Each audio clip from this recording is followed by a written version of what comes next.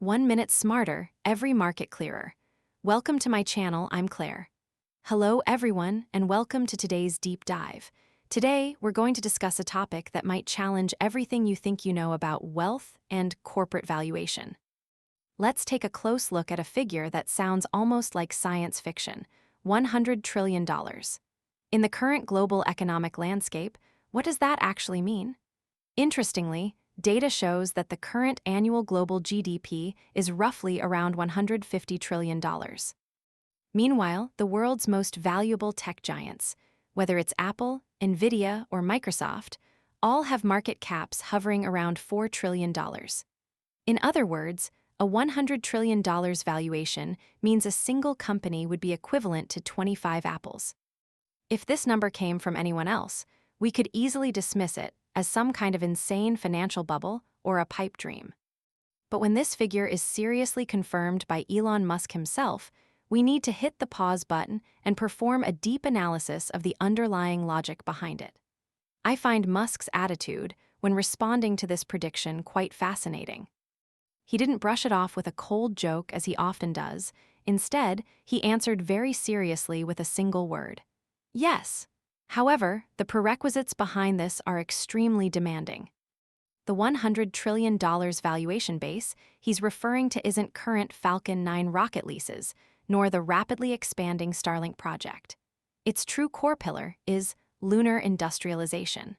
Let's explore this physical business logic in depth. Why would the moon become the cornerstone of a $100 trillion valuation? To understand that, we have to talk about Earth's gravity well. On Earth, to throw any material into space, we must overcome massive gravity and face intense friction caused by a thick atmosphere. This forces us to carry heavy tanks of chemical fuel, making the cost extremely high. But the moon is completely different. It is quite literally a gift from physics to humanity. Interestingly, data shows that lunar gravity is only 1/6 of Earth's, and its escape velocity is only about 24 kilometers per second, compared to 2 kilometers per second for Earth. Even more critical is that the moon has no atmosphere. This means once you give an object an initial velocity, there is no air resistance to slow it down.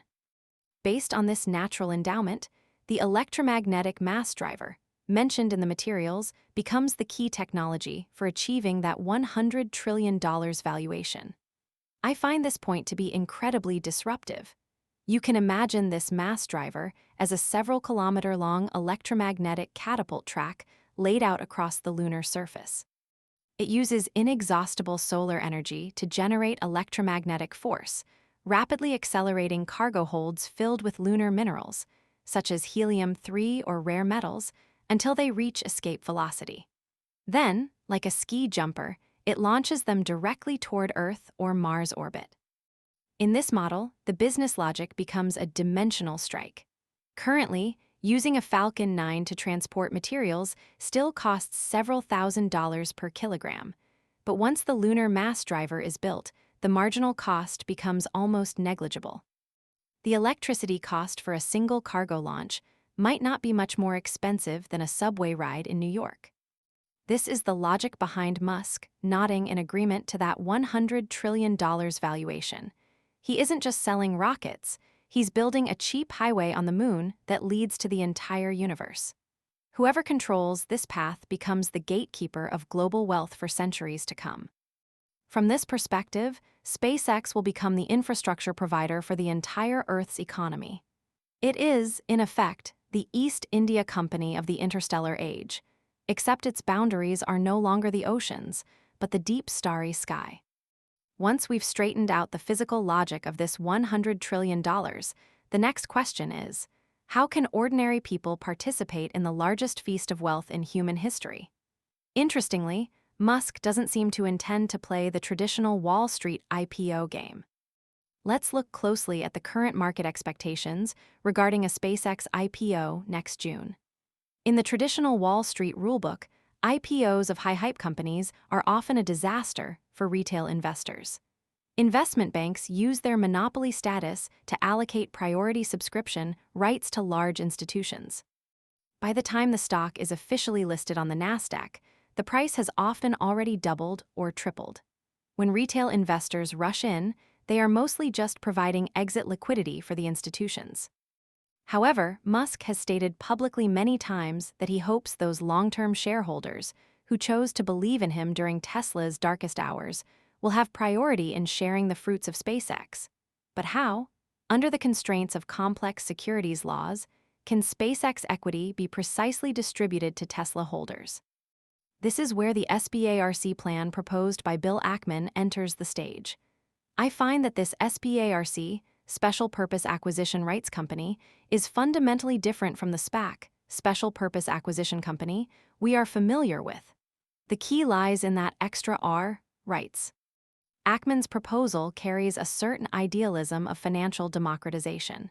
Its micro-mechanism is quite ingenious and can be broken down into 3 steps. First is issuing rights instead of shares.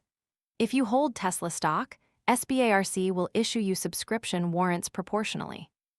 This doesn't require you to pay immediately, it simply grants you a right. The second step is locking the price. This warrant allows you to buy stock directly from the company at a fixed strike price in the future. The third step is free trading. If you have the money to exercise the right, you can hold SpaceX. If you don't have the funds or don't want to invest, you can sell this warrant, which itself has massive market value, directly on the market for cash dividends. This approach completely disrupts the cost structure of a traditional IPO. In the traditional model, intermediaries earn a huge spread, but in the SPARC plan, that premium is left directly to the shareholders. So, specifically for every Tesla shareholder, how much is this VIP ticket actually worth? Let's do some detailed math. According to Ackman's draft proposal, the allocation ratio might be: for every share of Tesla, TSLA, you hold, you receive 0.5 subscription warrants, and each warrant can subscribe to 2 shares of SpaceX stock. In a simple conversion, this effectively creates a fascinating correlation of 1 share of Tesla for 1 share of SpaceX.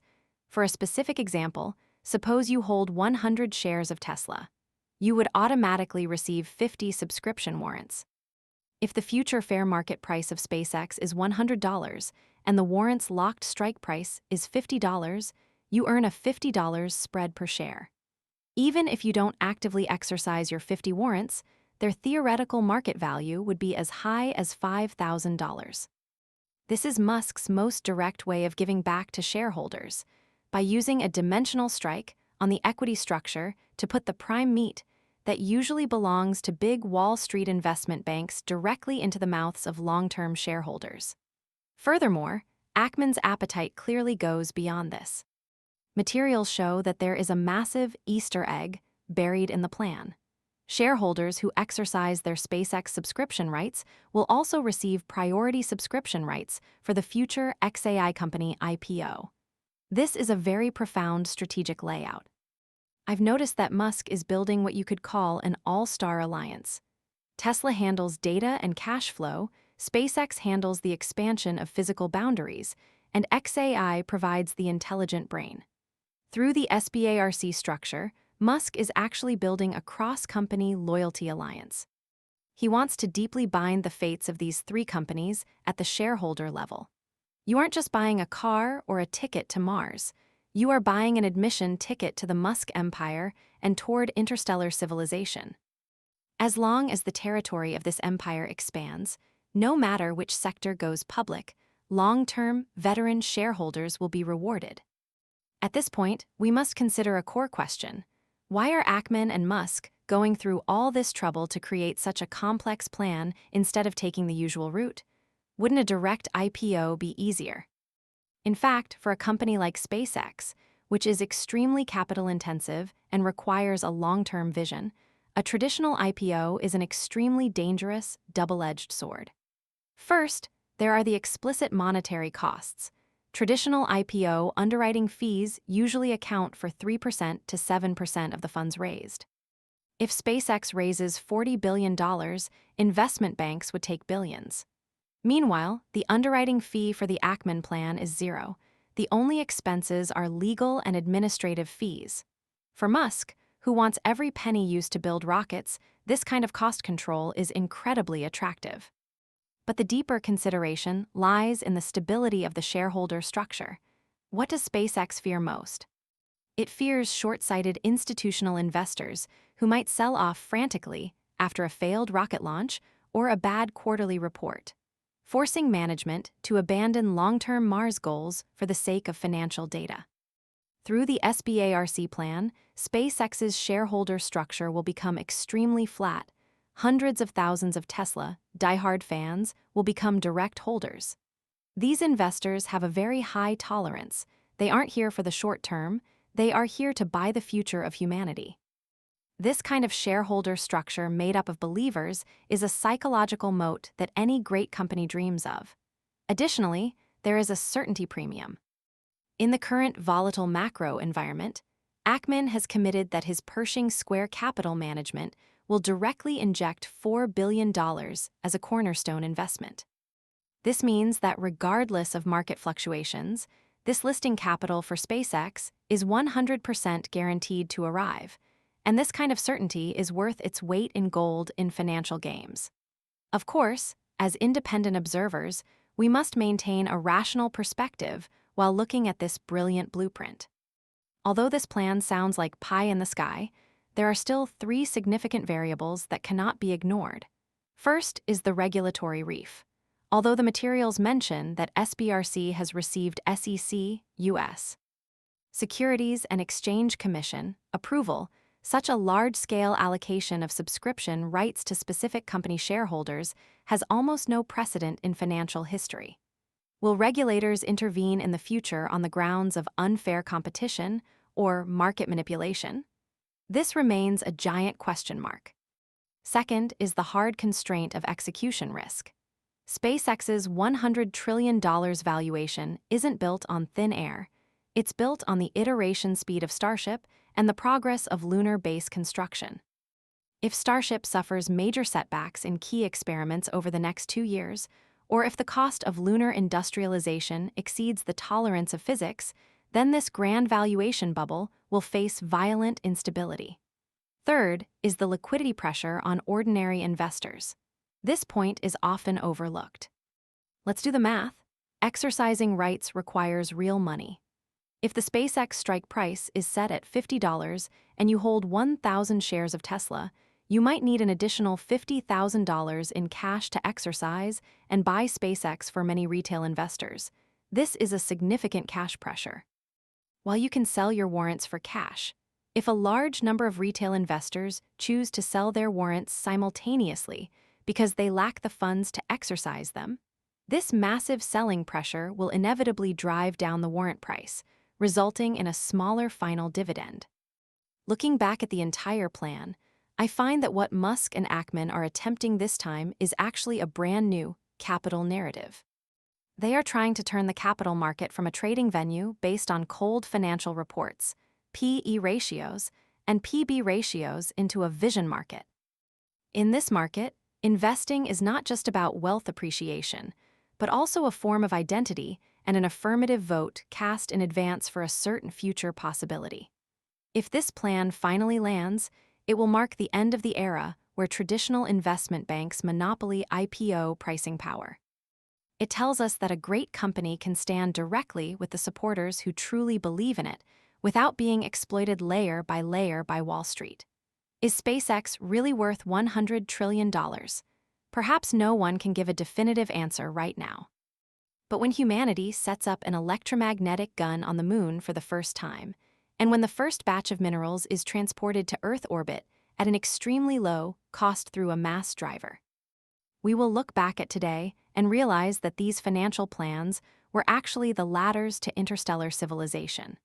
For those investors with foresight and patience, this might truly be the most generous reward history has ever given.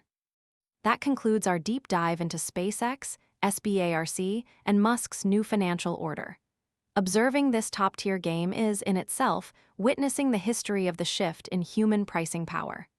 Thank you for watching, and I'll see you in the next episode.